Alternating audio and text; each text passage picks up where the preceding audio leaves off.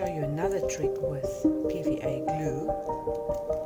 Let's just do this part first. So Good morning, it's me. Today I want to discuss buckling of your paper.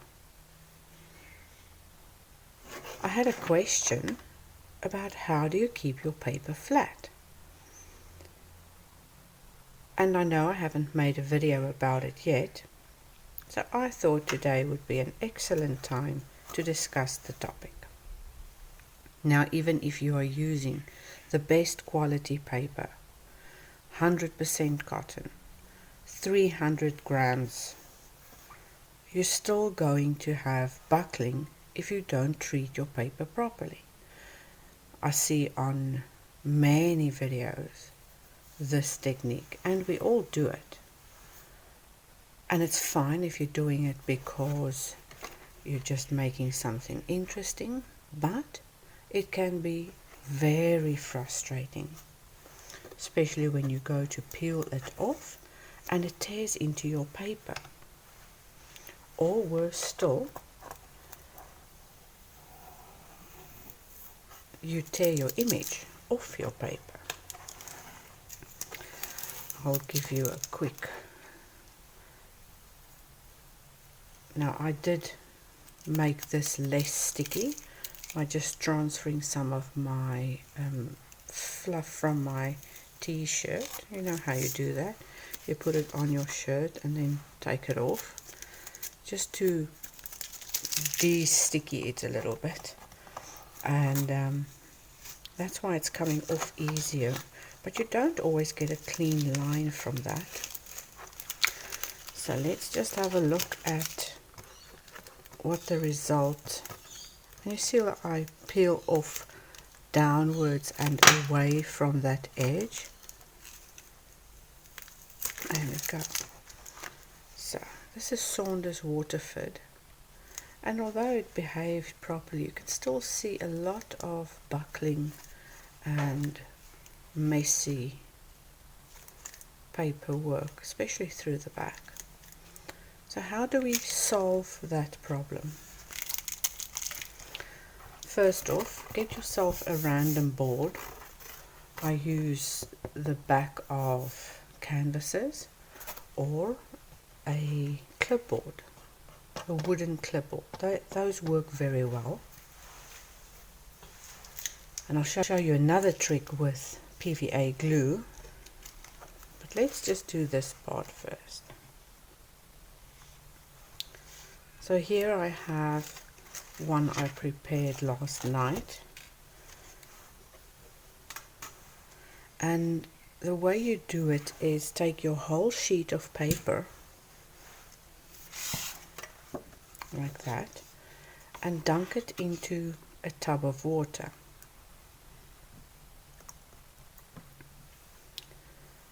I just turn it around, make sure it's really submerged, and just leave it there for a couple of minutes. It is good quality watercolor paper and it will soak up that water.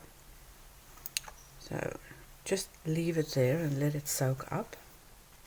Now the one on the board I prepared last night is completely dry now. I see this edge has been trying to lift up. But now the main reason why we do this, and let's bring our image back.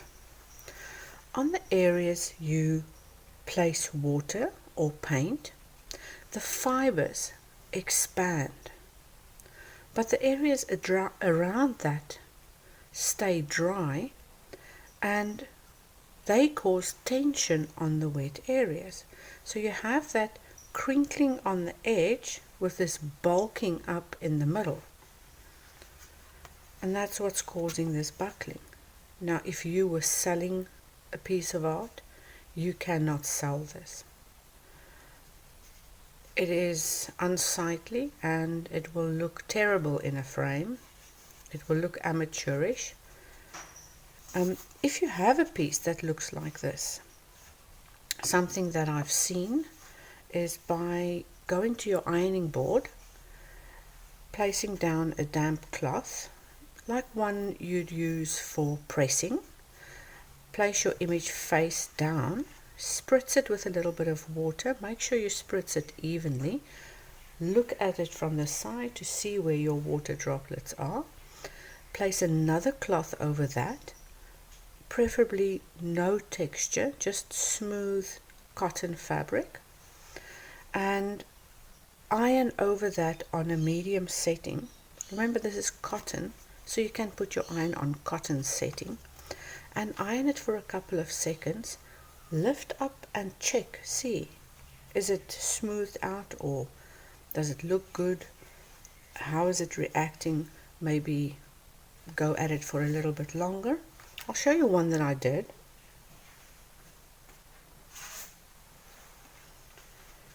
And that's much better. When it's behind glass, it won't buckle anymore, and I can tell you I used a tremendous amount of water on this one, and I'm still not finished, but I just wanted to test out the technique, and as you can tell, it's pretty straight.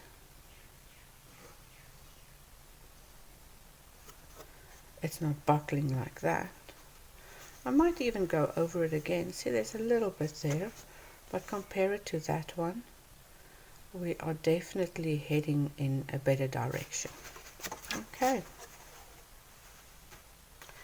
So, once this is dry, and it normally takes a couple of hours, then you can go ahead and tape the edges.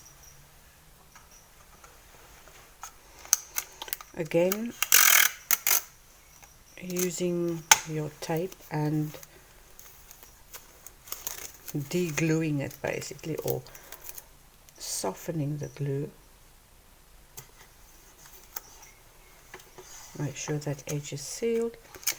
You can actually, for a more professional effect, and that's when you start doing commissions, is to go out and get proper watercolor painter's tape. They are out there. I think this one is a bit too short. Let's have a look. Oops. I'll save it for another project. Wrapping gifts this time of year.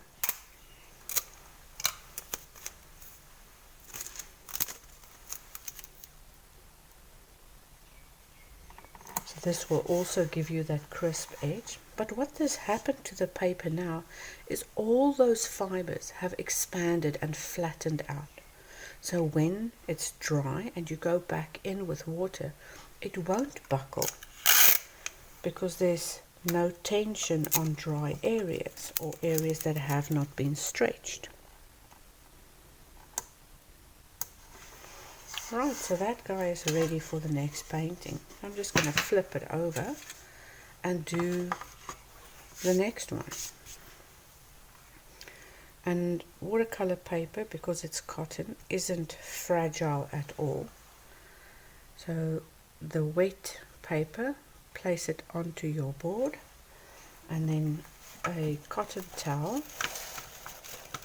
I say cotton towel, but the blotting towel we used from the big rolls. I know it's got texture on, and preferably you wouldn't be using anything with texture, but I just blot out and iron out with my hands, flatten that piece of paper below just to squeeze out some of that water, and leave it. Let that dry.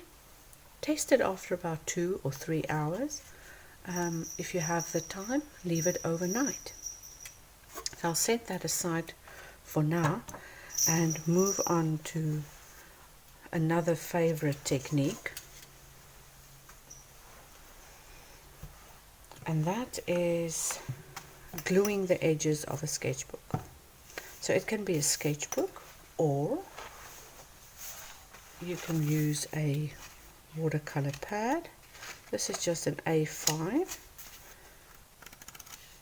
and this paper has behaved very well.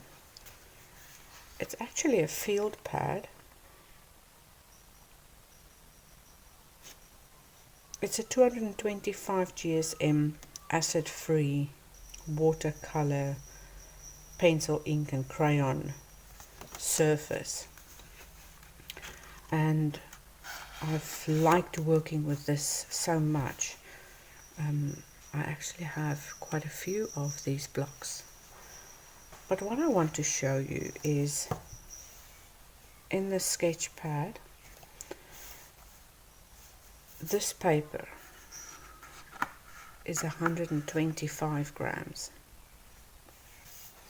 Okay, so with this pad, now you've heard about block pads, so let's turn this watercolor sketchbook. I lost the cover. I've had this for about 5 years. I don't know what sketchbook this is anymore, but today I'm going to glue it, turn it into a watercolor block. So I have a few off-cut pieces of watercolor paper here that I gathered for this project, just tearing them into shorter bits. And the reason why I need little bits of watercolor paper is to protect the paper from the binding clips. So when your paper is nice and square, put your binding clips on. This will secure your paper while you apply the glue.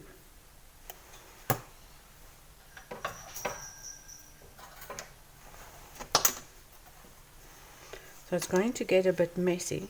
Protect your surface.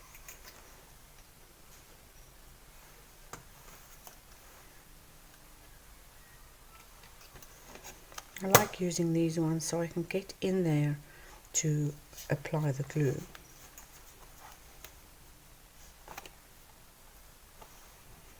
Alright, now these clips won't make marks on my paper. And it stands up straight for me. See this wobbly bit here?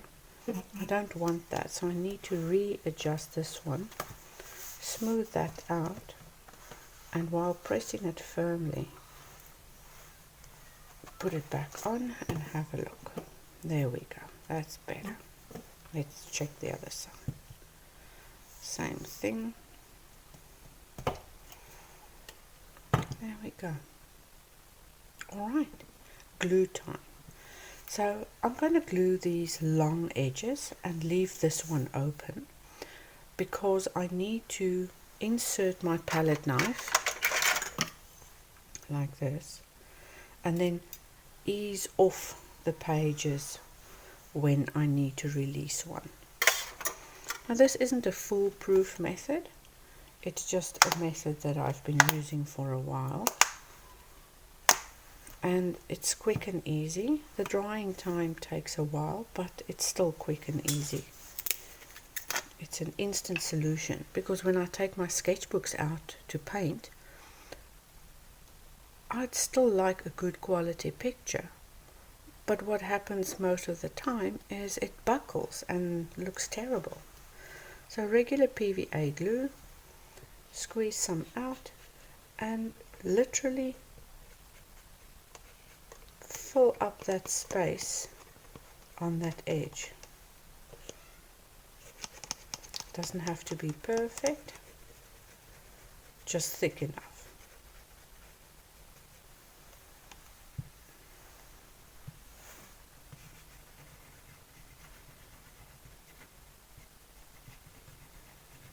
Now you can add more binder clips and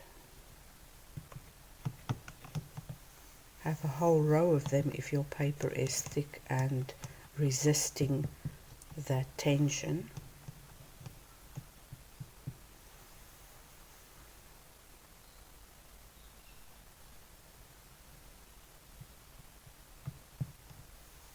There we go. And now for the other side.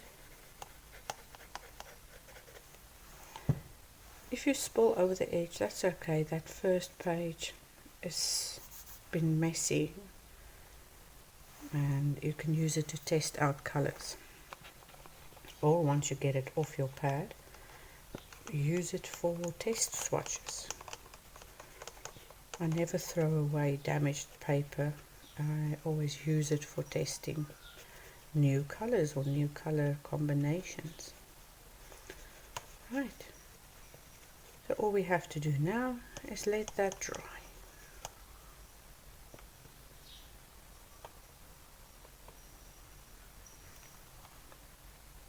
And you just created a sketchbook block for yourself.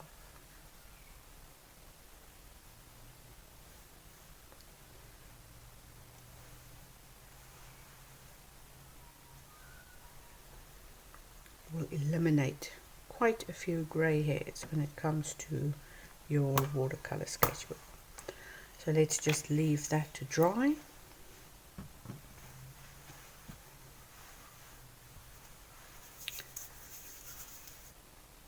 I suppose you want me to show you something.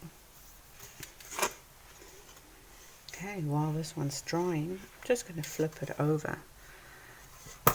And it's going to give me a protective ridge there, so I'm not worried about that. And maybe paint a little something for you. Some more flowers, I guess.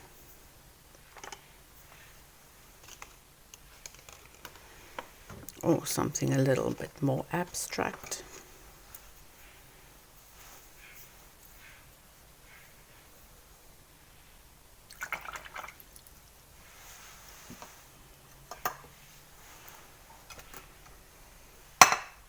I'll be using some of these colors. I'll be using some of these colors from my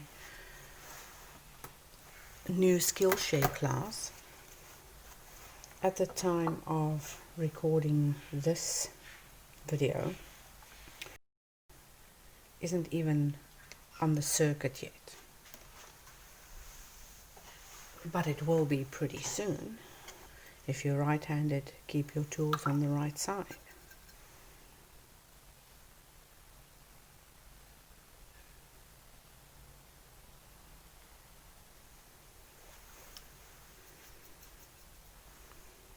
Have you noticed that I sort of go quiet when I paint? So guess what the new class is about? It's all about brushes. Tipping in some extra color will make your little leaves look very interesting. Now I don't detect any buckling yet. Zero buckling. Pretty good technique, I'd say.